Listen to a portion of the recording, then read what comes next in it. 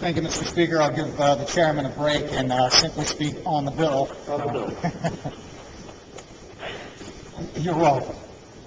Mr. Speaker, I want to talk right now because I simply cannot, in good conscience, vote in favor of a revenue plan that literally calls for $878 million in new taxes and new fees.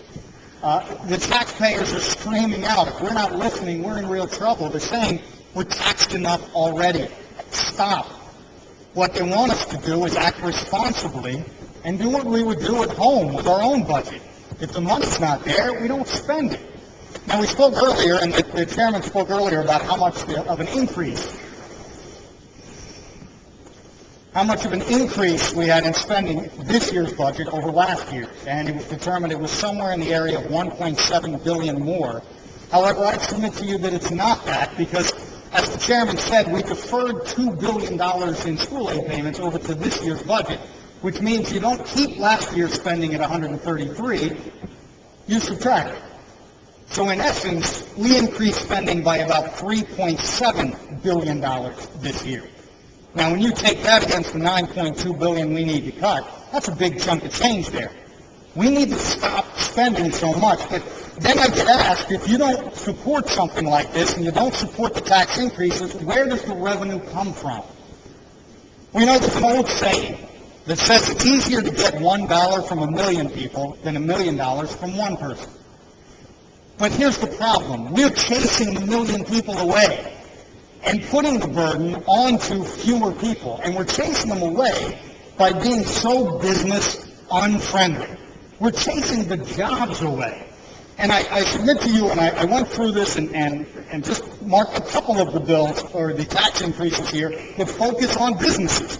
One was the tax treatment of corporations and unincorporated businesses regarding biofuel production and qualified and emerging technology company tax credits. Well, we're kind of closing the loopholes and getting rid of that. Boy, there's real incentive to some of these emerging technology companies to come to New York, right? So then we move on and we move to the non-resident hedge fund manager carried interest. And again, we go back to the fact that the mayor of New York says this is going to chase people away. It's common sense it's going to chase them away, but I also submit to you the Governor Jody Rell of Connecticut, and her quote was, "I'd like to convey a very simple yet heartfelt message. Connecticut welcomes you. I can assure you Connecticut has been pursuing and will continue to pursue a much more enlightened approach to job creation and retention and economic development." The sad part of her quote is, it's absolutely right.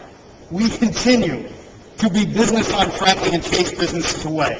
I bring it then to a little more local to where I'm from. I'm from Long Island. Just yesterday, in yesterday's Newsday, I read about a Ronkonkoma company with nearly 25 employees. And this company makes machines for testing products. It up and left, relocated to Newcastle, Delaware. And I'll tell you what the president of the company said. He said, basically, New York lost its appeal as a place to conduct business. And his point was, Long Island is one of the highest cost of living places in the country. The taxes are out of control. Traffic is out of control. And quite honestly, New York is not a pro-business state. That's not from me. That's from a small business owner in New York. The Delaware governor was thrilled with this. Said Delaware provided numerous incentives to lure him over there, and the quote from the governor of Delaware was, "These are high-wage jobs creating high-tech products that get exported all across the world. We're thrilled to have them located here." Well, get used to it, because we're chasing businesses away, and they're going to go to Connecticut and New Jersey and to Delaware, and we can look in the mirror and blame ourselves. Because every time we continue